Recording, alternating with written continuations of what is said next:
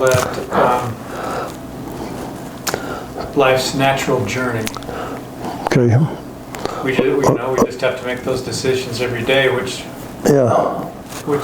fork we're going to take. Yeah, right. Well, I was thinking about some of the major things that you don't expect, and all of a sudden there's kind of a crisis to change on, Could be that too. Yeah, anyhow. Who were your parents and what did they teach you? Well, my parents were good parents. They taught me to be honest and truthful. I remember my dad telling me he'd rather be with a thief than a liar. I'm sorry, I got messed up there. My dad said he'd rather be with a thief than a robber because he could put his hand in his pocket and hold on to his wallet, but with a liar, you never know. Anyhow, they taught me to be honest and truthful, and they weren't members of the church, but I'd have to say I had goodly parents. What were your parents' names?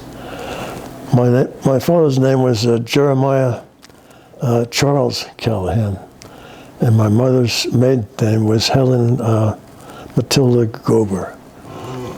And they got married during the Depression.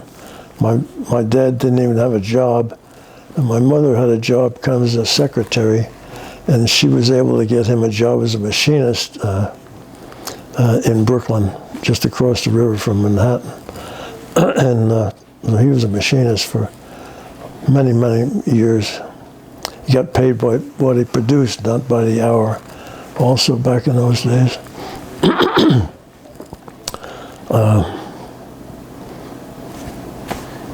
Great. Anything else to add? Well, I suppose there's a lot that could be said. Did they ever join the church? Oh yeah, missionaries came to our door. I'd never even heard about Mormons. I remember reading in a history book in a class about there was Mormon, a picture of Mormon pioneers, and they had beards and they looked like kind of weird people, I guess, And that was the only thing I ever knew about the Mormons. And anyhow, they come knocking on the door, and my mother let them in, but she wasn't really interested in talking to them. But my dad was in the process of searching for a church, a truth, and he'd met with Jehovah's Witnesses. Their main headquarters was right in Brooklyn, where I was born, and but we lived out on Long Island, in the suburbs. Anyhow, I can remember going to some Kingdom Hall meetings with him and whatnot, but that he wasn't comfortable with the fact that they weren't real patriot type people, but they were good people, very dedicated in what they did. To just didn't understand the scriptures as they should have been. But anyhow, my mother let him in. My dad was had him come in and sit down. I wasn't there at the time. I was carousing around with some guys and bad company that I was in. And anyhow, he met with them, and then he was telling me when I come home about these golden plates and the message that they had left and everything, and he was ready to be baptized already. And I thought, my dad's an intelligent man. I can't believe this, that he'd go for something like this, And so anyhow, he one night I didn't have anything going with the guys I was palling around with, and the missionaries came, and they invited me to sit down, and I thought, well, I'm going to straighten them out on some of these things, They're going to. I read from I didn't know a whole lot about the scriptures. I used to go to Lutheran church, and my folks would drop my mother would drop me off. The only time I ever seen my dad in church was when my uncle got married. And I'd never seen him in church other than that. My mother would drop me off at the Lutheran church, and then I would walk home from the church. But get sidetracked here. but anyhow, the missionaries. So I sat down with the missionaries and I read to them from the last couple of verses in the New Testament, where it says not to add to or take away from the words of this book. And I thought, well, how do they explain this gold plates and everything? And so he calmly said that, at that time that the Bible hadn't even been put together. So John was only talking about his book, not adding to that book. And then he went on to say that Moses wrote the same thing back in the 4th chapter, I think it was, of Deuteronomy, that they weren't supposed to add to his words either. And if that's the way it was to be interpreted, we have to throw out the whole rest of the Bible. And so it was kind of a turning point, because I just felt like my question's been answered. Even though I was looking for fault, I'd heard the truth, So anyhow, after that, I continued to meet with them, and my dad was ready to be baptized, but he wanted to wait for me. So, and at that time they made notes, and by the time we got done, we had 27 pages of lessons that we went through. But they wouldn't baptize me until I had finished the Book of Mormon. I had to read the Book of Mormon cover to cover. And it took me about 3 months to do that, I guess, so with work and everything. But so anyhow, and we were baptized the same time. But my dad seemed to have tremendous experience when he was baptized. When he came up in the water, he was gasping, So he felt like he really had a new life, just like a birth experience. So anyhow, that's part of my conversion, I guess. That's beautiful. But I could go on and tell you about the bishop meeting with me, and he said, Bishop Baumgartner was, and he said that in his office that, someday you'll be going on a mission. And I thought to myself, I'm not going to do that, I mean, I believe all of this stuff, but I'm not going to go knocking on doors. And I didn't tell him that, but that's the way I've felt inside, I'm not going to do that. And so I didn't even want to pass a sacrament or anything. I mean, I was very backwards, I guess you might call it. I was at the Lutheran Church. You didn't do anything except to listen to the minister, So anyhow, little by little, I don't know how it all changed, but I had I was assigned a home teaching companion to an older man, George Easter. People used to call him Happy Easter because he always had a smile on his face. And he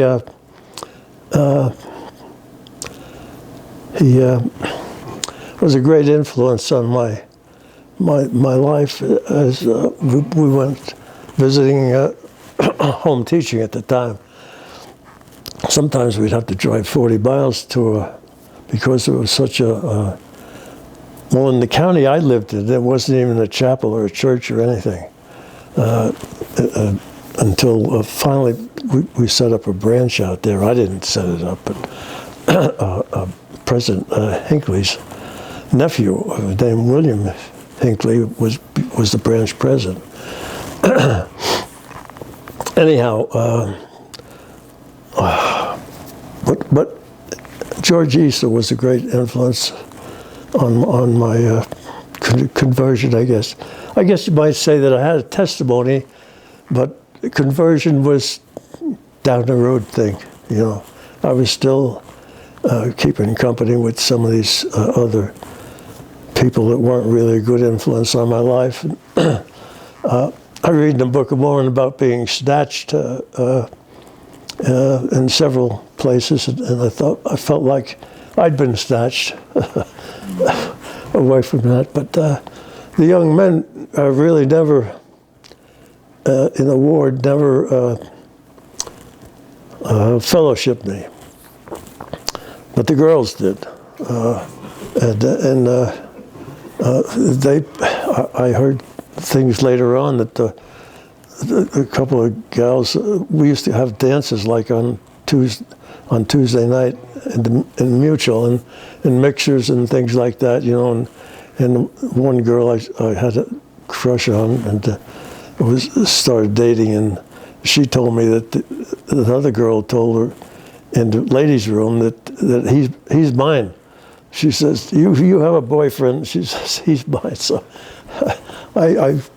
something I heard later on, you know. But so anyhow, the girls really made me feel welcome. In fact, I took them up to I drove 4 of them up to the Hill Cumorah for the pageant one year, and we met Marquis Peterson was an apostle there, and we had I still remember the testimony meeting we had in the Sacred Grove, and that was a great experience. But so anyhow, I finally, as a result of this, when I went to the branch, I had a choice.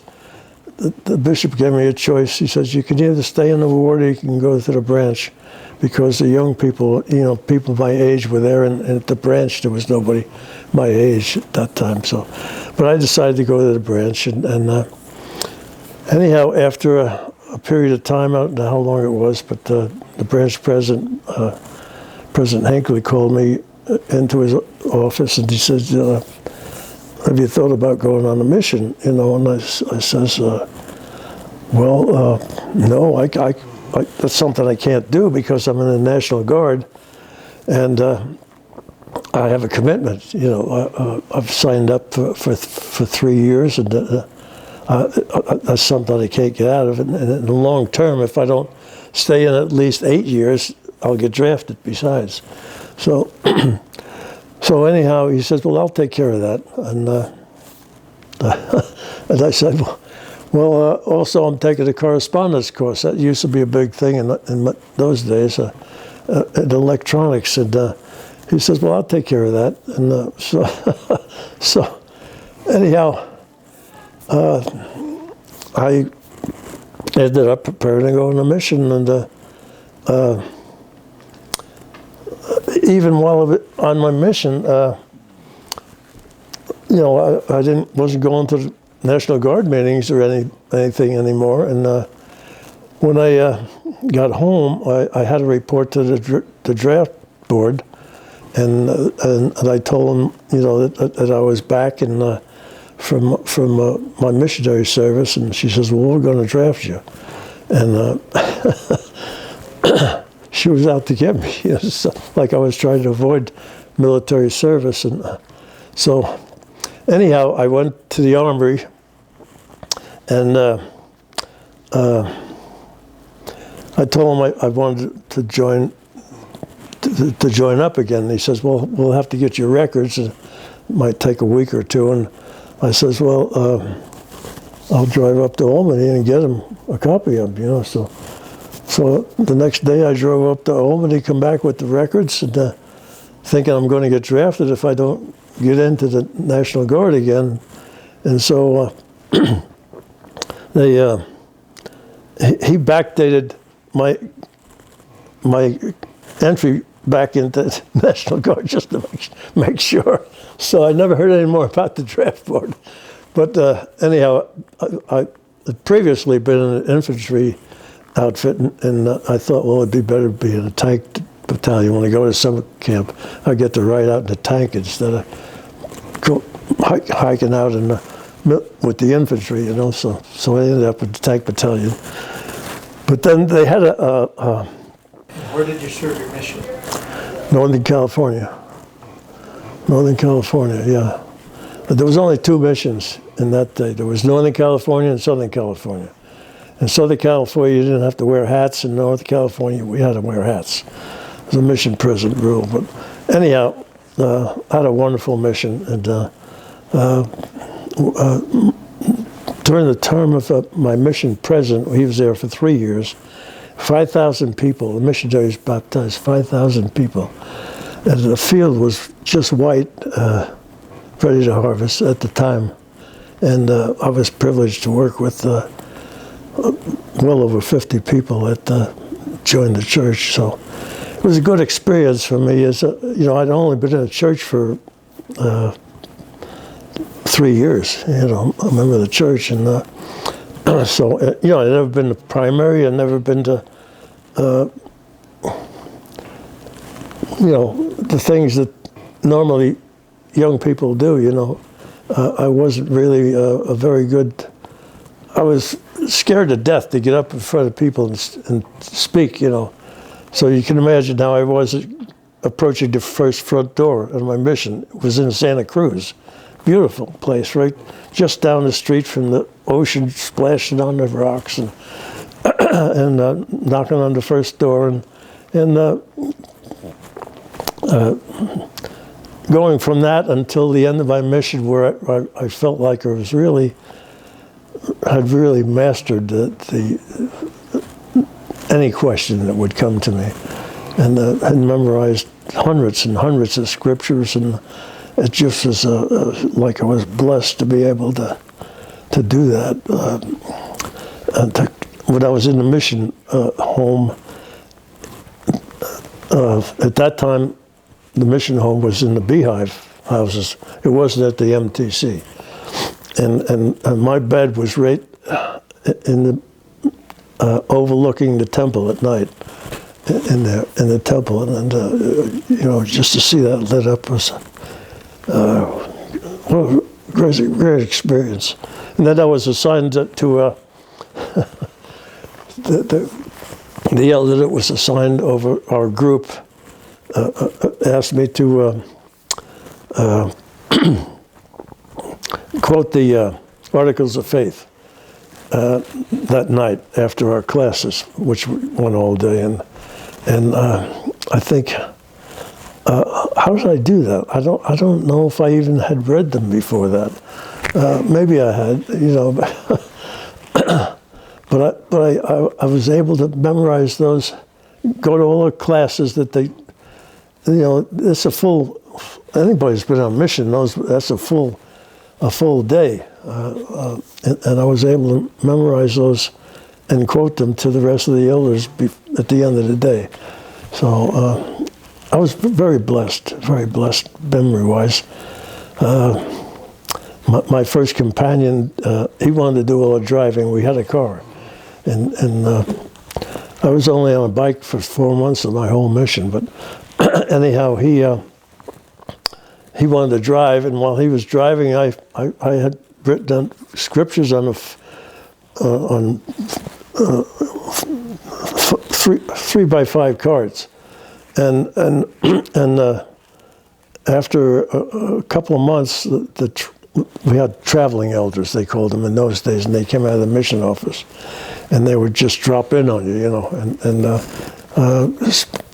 one would spend a day with me, and the other would spend the day with the other one, anyhow, I guess they felt like he wasn't giving me enough opportunity other than the first lesson, so I got transferred after that, and I went up to Oroville, California, and then finally ended up in Paradise, where that big fire was that burned the whole town down in recent years. How has being a father changed you? Well, it's made me think more of the kids than myself, I guess. Anyhow,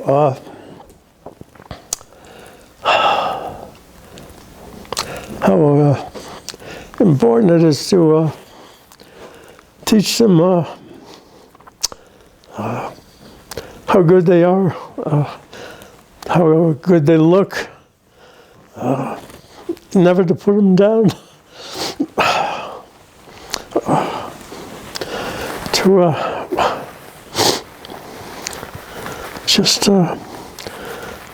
It took me a while to learn some of those things, but to appreciate them, I was so grateful today to have these, my daughter and my other son, there at sacrament meeting. They hadn't been to church in 40 years. So, tremendous blessing. And a lot of it has to do with the fact that I'm on oxygen. Otherwise, I don't think she'd been here. But I don't know what more can I say. Also, to respect their mother. I always thought it irks me today to see young people putting down their mother. To me, mother is like next to deity. She ought to be respected and honored. And I've tried to teach my children that.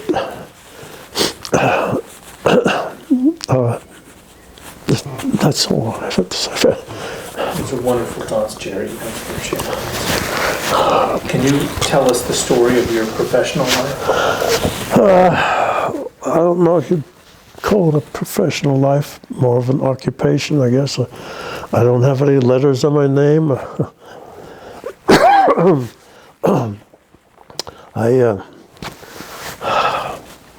My senior year in high school, I took an aptitude test. They give everybody an aptitude test. They told me I should be a mechanical engineer. And but I love to grow things, and I was going to take a course in ornamental horticulture at a school, a college. And I did realize at the time that those kind of people don't make enough money to support a family, even with a forestry degree or something like that. You know, it's very difficult. So anyhow, my dad was wanting to make a change. He was just very. He had left his job during the early 1940s. He took a job with a company on Long Island where we lived, rather than take the train into Brooklyn all the time, where he worked for so many years as a machinist. And he was working on the precision assembly of bomb sites. And then the war ended, so his job ended. So, he bought this greenhouse business, because that's what I love to do. And so we raised cut flowers for the market in New York City. And so that's what we did until I finally went on a mission. And then he sold that business to a neighbor, and it's a long story, so I won't go into all the details of that. But then he opened up a flower shop, and he learned how to do corsages and flower arrangements and things like that. When they come back from the mission, that's what he was doing. So, and then I had a tough time getting another job. I was 13 weeks before I could get a job, and I finally went back and asked him to take me back where I was working in a packing electronic tubes. This before transistors. So, and then a Navy inspector was kind of an inactive member of the church. My dad had a good relationship with him. and he got me an interview with Grumman Aircraft. And anyhow, they didn't call me or anything, and he got really upset with him. And this is the guy that buys the plane for the Navy. He puts his stamp on the plane, and he told the plant manager, he says, I don't like that. He says, I told this man that you were going to interview him. And anyhow, the next day I got a call. So, because this guy, like I say, he bought the plane, when it was, he'd inspect it and he put his stamp on it, then it belonged to the Navy. So anyhow, that's how my career started in aviation. And I was doing electrical installation in the planes. And then Douglas Aircraft was scouring the country for people to work on the DC-9. And I went down and applied for it because I loved California when I was on my mission. And so anyhow, they offered me a job for 4 cents more than I was making. And I told the guy, I says, well, I appreciate the interview, but I'm not going to quit the job and move all the way across the country for 4 cents an hour, So this is 1965. Anyhow, I was almost at the door, and he called me back for a different position in what they called overhaul and repair. And so I hired in to that. So anyhow, getting down further down the line, I worked for Douglas Aircraft, which later became McDonnell Douglas, and when I finally retired, it was Boeing. And so my pension check comes from Boeing. But I moved around a lot over the years.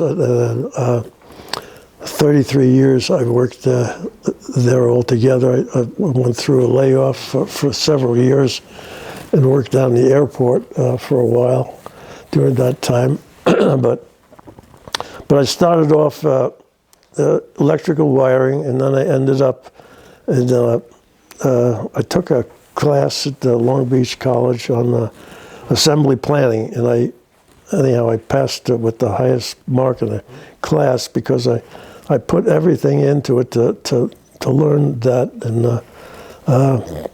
but then they wouldn't let me. They said I wasn't qualified, so I got the union steward. And I says I have to make a grievance. So he says, we're going to demand that you get this job. And I says, I don't want to demand. All I want to know is why I'm not qualified when a supervisor from the planning department taught that class. And anyhow, so as time went on, here comes a guy down from the main office with his briefcase and everything, and call the union steward because I have to have a representative. And we sit down the thing, and I thought, well, this guy's going to tear me apart, So he opens up his book and he says, we've decided to grant your grievance. So that's how I ended up in the planning department, So what we did in the planning department, I wasn't an engineer. The engineers decided what we were going to do, and in the planning department, we decided how we were going to do it. And so it was a very interesting assignment, and it was very, you had to learn so many things that the FAA requires and whatnot. And so we would write up the paperwork that the people in the shop would work from.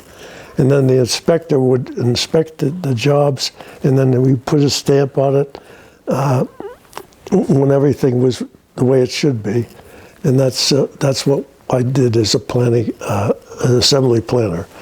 And but from there, I almost got laid off. I got to move around a lot. I moved into the planning department just when they were laying off a bunch of people in the overhaul and repair. So I just got out of that in time.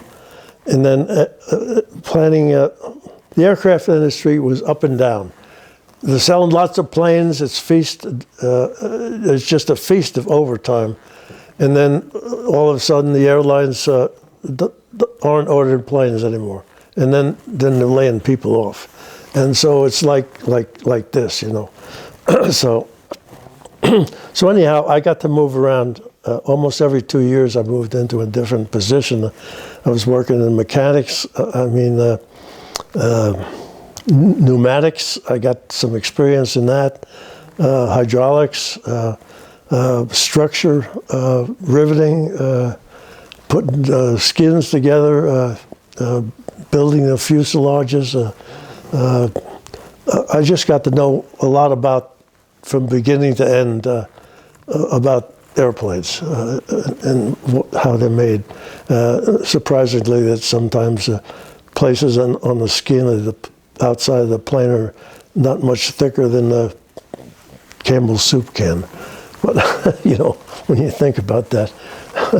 But anyhow, and then I ended up. I got into. I was going to lose my job again, and I got an interview with my boss's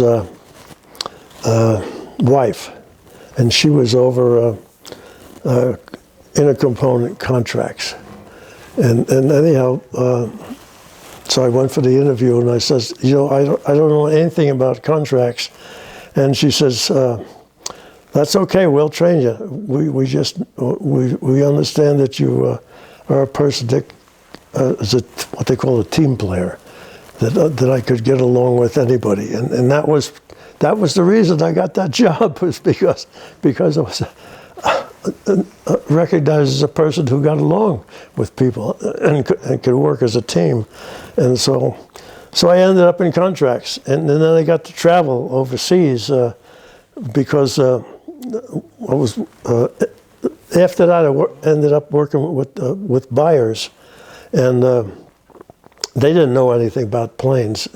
They'd never worked in the shop, you know. So they took me along as a technical advisor, I guess you'd call me. Some countries would buy planes if we gave them work.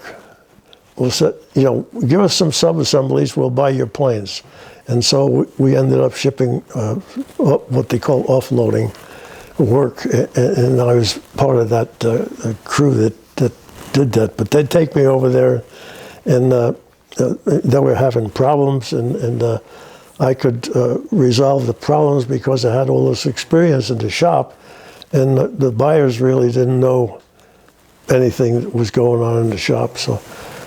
So anyhow, I've had a very interesting career, and I was recognized as somebody that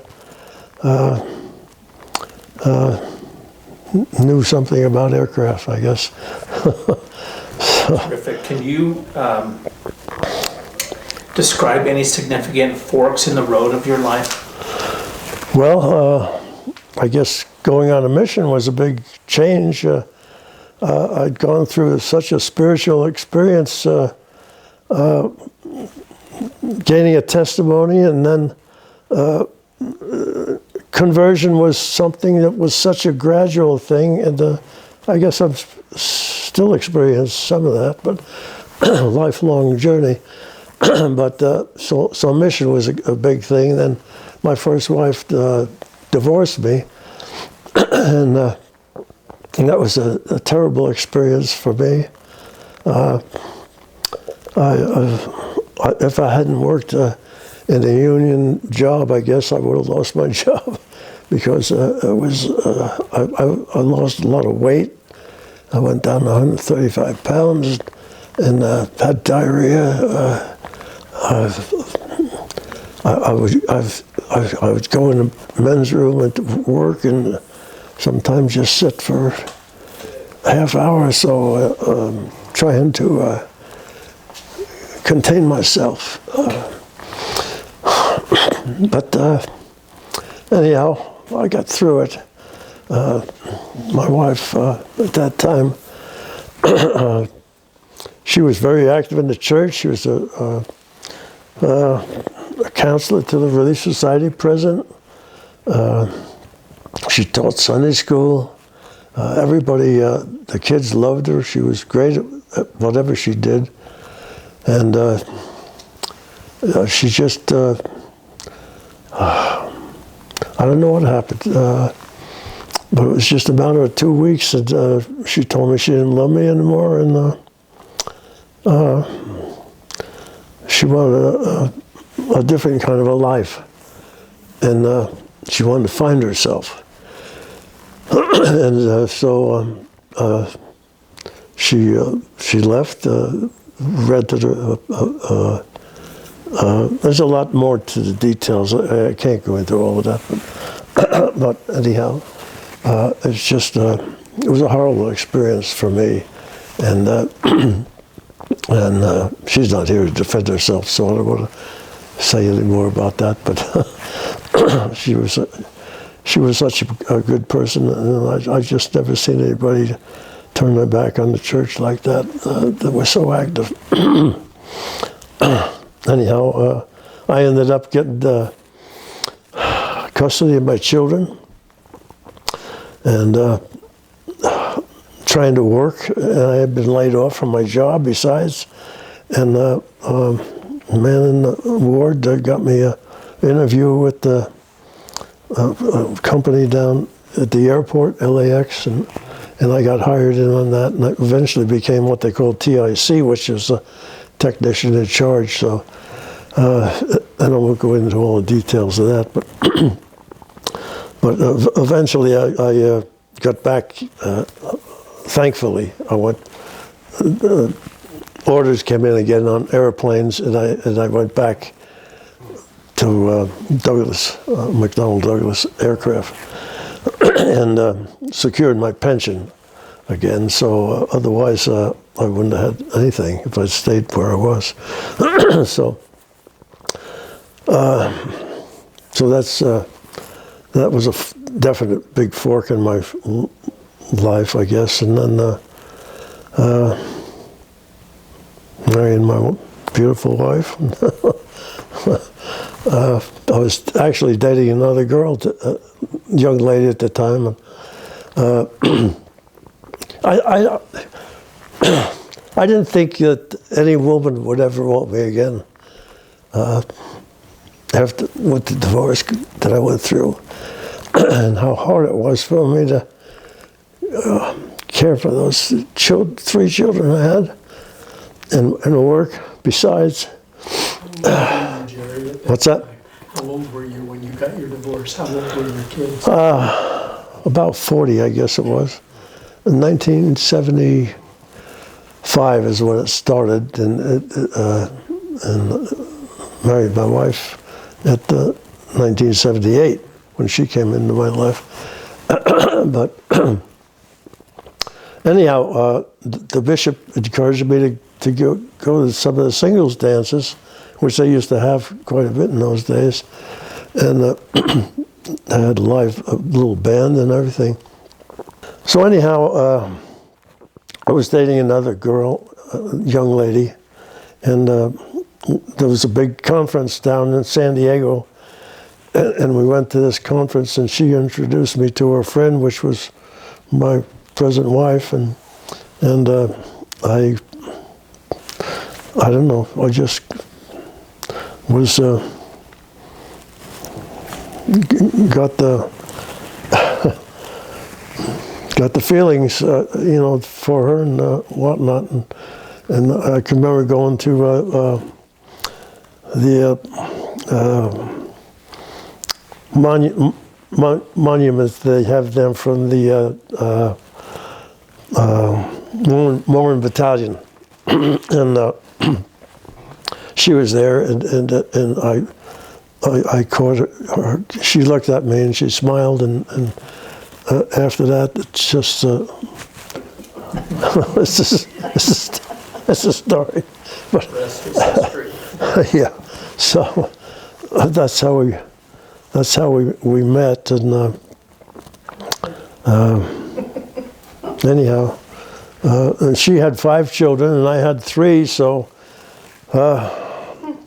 we've been through the war, It's not like the Brady Bunch. So, but all of her children call me Dad, and I guess I feel like I've earned that. I've done a lot for him. So, but my patriarchal blessings said I have many sons and daughters, and I didn't think that would happen when my wife divorced me, because I had one daughter and two sons, and now I have a big family. So I've been blessed. Jerry, thanks so much for sharing your story with us. This is really wonderful. One door opens or closes, another opens, huh? Yeah, that's true. Yeah, you two have been together a long time now, Yeah, since '78. be 45 years in April. Yeah, yeah. For a second marriage. Yeah. All over a smile. What's that? It all started with a smile. Yeah. I couldn't get over how, when you're young and you're dating, it seems like girls, you really have to make an effort to get them to date or anything, And but when they get into their 40s and whatnot, or 30s or late 30s, they seem a lot more aggressive.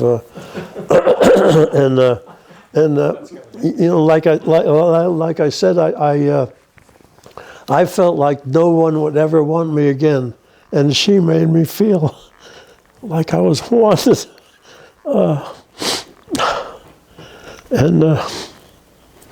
What can I say? That's a good ending. Yeah. What is something you wish you had learned earlier in your life? Public speaking. In school, a teacher told me I should take public speaking, and I didn't listen to her. So, but of course, I learned a lot about that when I went on a mission. I mean, you're just called upon sometimes. I can remember being in wards where I was sitting in the back, and the bishop just called you up to talk, And when we were in Paradise, people would line up at the door of the branch we were in just to shake hands with us. They were so thrilled to have missionaries up there. Jerry, So, tell them about when we were in the Netherlands in the Netherlands. and we went to the ward there. Oh, yeah. I had an assignment to go to Schiphol Airport in Holland, in the Netherlands, in Amsterdam. We were with the engineers. They were going to redesign two old DC-10s into tankers for the Royal Air Force, Royal Dutch Air Force. So that was my assignment there, and we got to go to the ward in Amsterdam, and there's a lot of black people there. I mean, they come over from Ghana, most of them, and anyhow, the bishop says to me, "Do you want to go to the Dutch-speaking class, or do you want to go to the English-speaking class?" And I said, "Well, I don't know any Dutch. I want to go to the English-speaking class." So they met in the cultural hall, and so we go in the cultural hall, and there's all these black African people, and some of them were only members for a short term. The one that would teach the class, his voice was like James Earl Ray, played Darth Vader, and wonderful people. And he'd only been a member of the church for 10 months, and he was teaching a gospel doctrine class. Anyhow, then from there we went to a priesthood meeting, and one day I'm sitting in sacrament meeting, and the brother behind me, these are all African immigrants, and he taps me on the shoulder and he says, "Well, you teach priesthood today?" And I didn't even have a manual, because I'd come, in a place where you expect everything to be in Dutch, and so I said, "Well, I'm not really prepared for that, And so when we're walking out, I get this feeling that, like someone was saying to me, "Jerry, you've been a member of the church 40 years, been on a mission. If you can't get up and say something wrong with you." So I taught the class. I told them, but I'd do it, and it was a wonderful experience to stand before these black brethren that were so kind and humble, and they were pioneers, actually, for their people at that time. What a privilege it was for me to do that. Anyhow, it just seemed like things came to me, and I'm sure it was what the lesson was, but I felt like I gave a wonderful presentation. So, led by the Spirit, yeah, that's another phase of my life. Yeah. I was there for 9.5 months. Finally. Yeah, it shall be given you in that very moment what you shall say, right? Yeah. What is it? First Nephi 4 and 6. Didn't know beforehand. Led by the Spirit. You got your public speaking certificate. Well, I got to speak a lot when I was in California. I was on the High Council twice, so I got to speak quite a bit. And Ben Fuller used to be in our ward at the time, and he was a 70. In the 70s, they had 70s and awards in those days, and their job was missionary work. And when the priesthood meeting separated, the high priest would go here, and the elders would go there, and the 70s would go in their room and talk about missionary work. But so when I had a high council assignment, not all the time, but quite a few times I've asked Ben Fuller to come and speak with me, and he'd be my companion to speak. Yeah, he went through a terrible divorce also. But Next question, how do you want to be remembered? well, as someone who loved Heavenly Father and the Savior, family,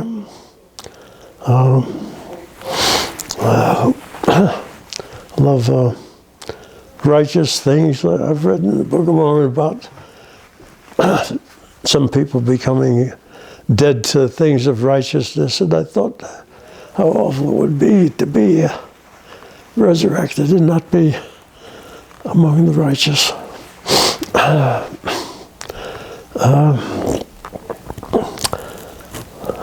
As someone who tried to live the gospel, and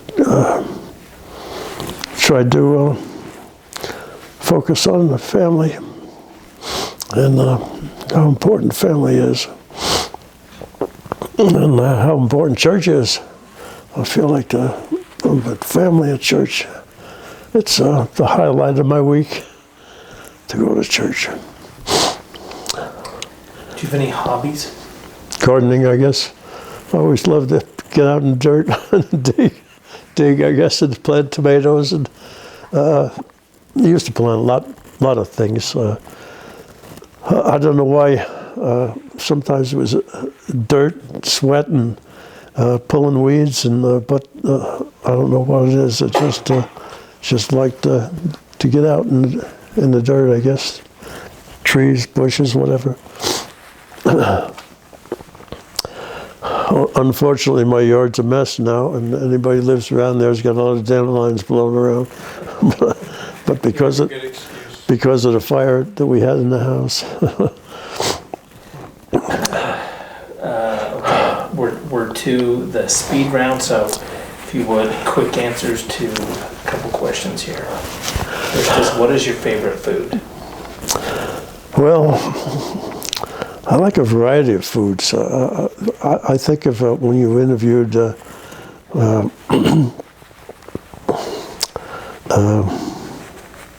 Brother Fackrell, that he said that when you asked him about the scriptures, he says, well, just the scriptures. I love the scriptures, all the scriptures, you know, he couldn't pick out any one.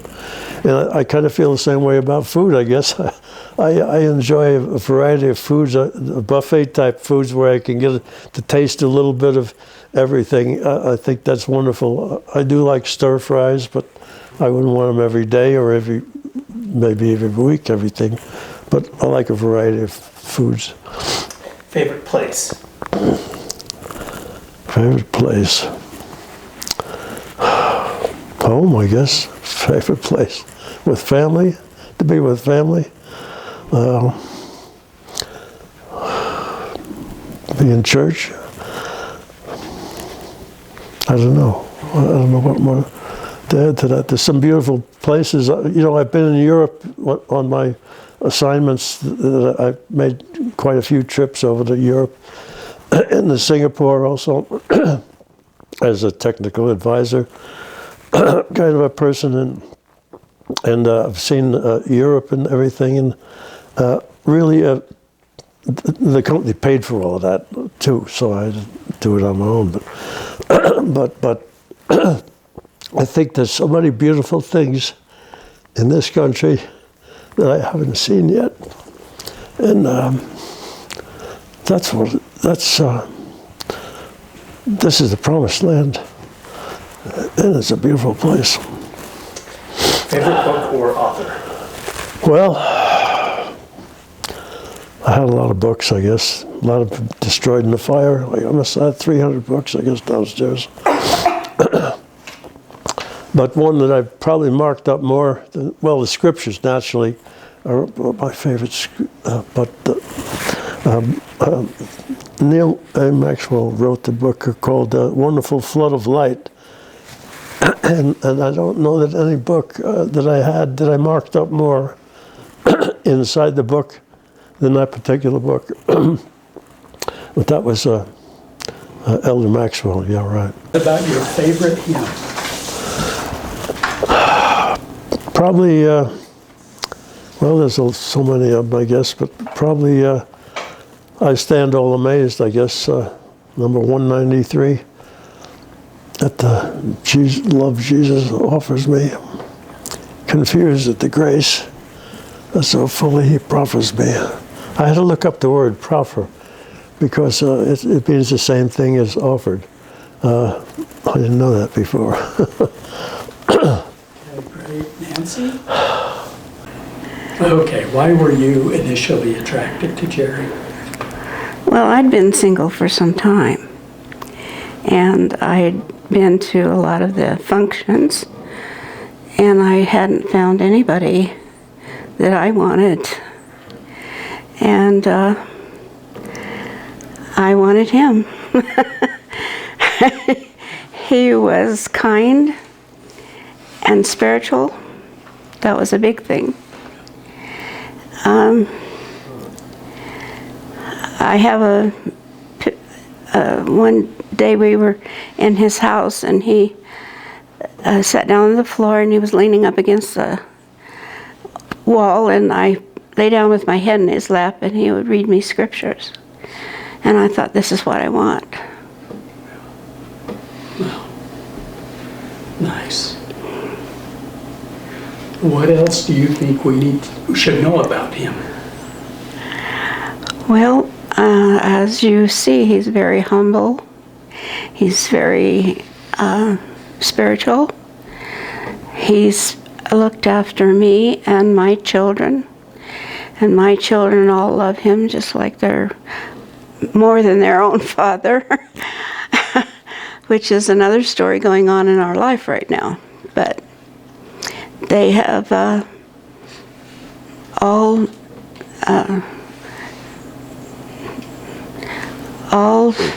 loved him very much, and he has helped them out of all kinds of problems.